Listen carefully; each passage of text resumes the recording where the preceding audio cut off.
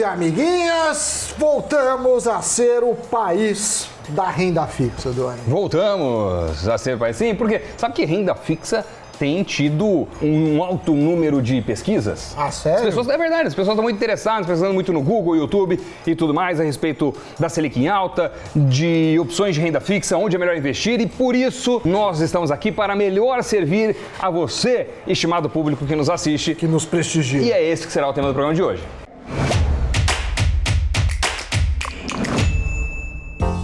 Falaremos hoje de 5 tipos de fundos de renda fixa para se investir. Opa! Top 5!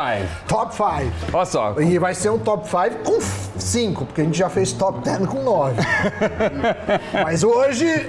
Hoje é o top 5 de 5 fundos. Bom, com a Selic atingindo o patamar de 7,75% ao ano e com projeções de que esse percentual suba mais até dezembro, é claro que o jogo virou e a renda fixa vem ganhando destaque na carteira dos investidores.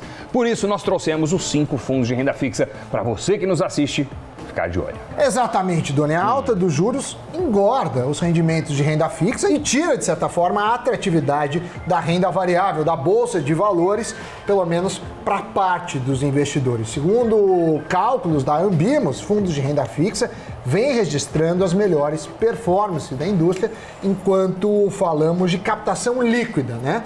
Isso significa que eles estão tendo mais aportes. E isso é uma mudança muito significativa se considerarmos que em 2020 o patrimônio líquido da indústria de fundos registrou a menor participação da década em produtos de renda fixa. Dentro do segmento, os juros mais altos beneficiam principalmente os fundos que investem em títulos pós-fixados, atrelados geralmente à Selic, CDI ou à inflação, que também está em trajetória de alta. Sendo assim, Sammy Boy, alguns fundos podem ser interessantes, atrativos para a gente ter no radar.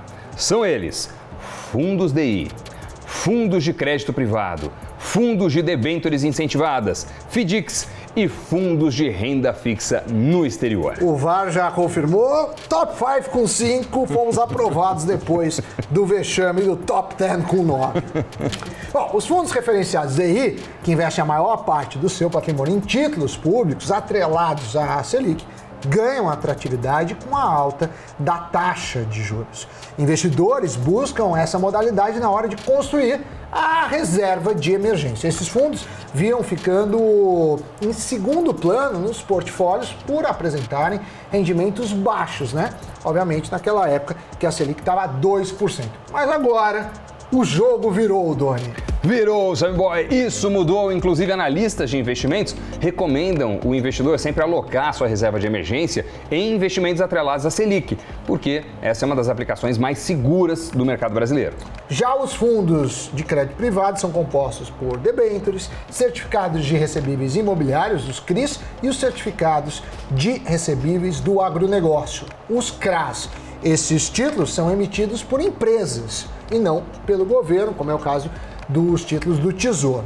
Sendo assim, essa modalidade é mais arriscada e sabemos que quando é mais arriscada, potencialmente pode ter um retorno maior. É pago ao investidor um prêmio sobre o risco de crédito, né? O spread, mais um percentual de um indexador atrelado geralmente à Selic ou à inflação.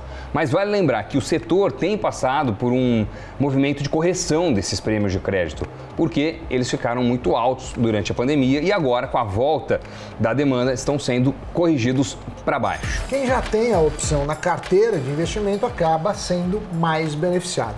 Mas a boa notícia é que a janela de oportunidade ainda está aberta para quem não estava com esse produto no radar. E como é possível uma alta ainda maior da Selic, se o fundo for focado em produtos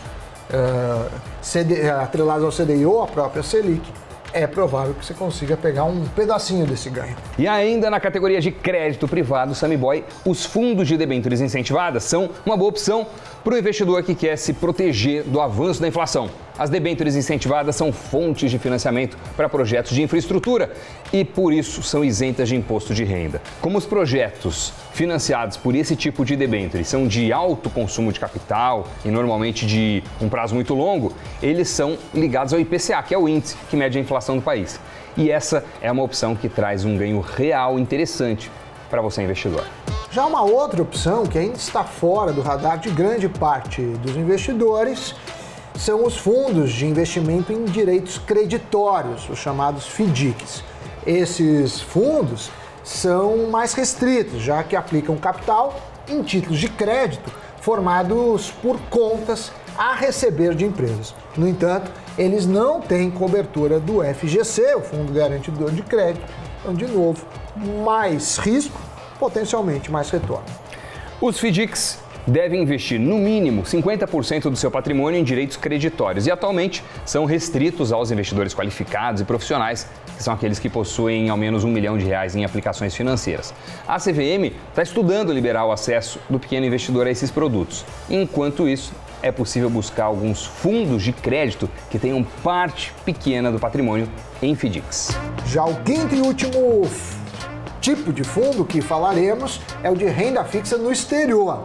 Só que nessa modalidade, boa parte dos ganhos não vem da taxa de renda fixa, e sim da variação cambial. Isso porque as taxas de juros em regiões como Europa e Estados Unidos estão atualmente próximas de zero, principalmente quando falamos aí de títulos de baixo risco ou dos governos. E para muitos esse é um motivo para ficar de fora desse tipo de fundos, pelo menos por enquanto. Aqui no Brasil, em contrapartida, estamos com uma taxa muito alta, a taxa mais alta do mundo em termos reais, né, quando descontamos a inflação. Agora, esse tipo de fundo pode fazer sentido para diversificar, mas não para rentabilizar, porque você vai ganhar muito mais ou até perder por conta da variação cambial do que a taxa de juros per se. Agora, uma possível alta nos juros no próximo ano está no radar, tanto lá nos Estados Unidos quanto na zona do euro. Ainda assim, são economias com juros estruturalmente baixos, né? Ou seja, mesmo que esses juros subam, a alta não vai ser tão grande assim.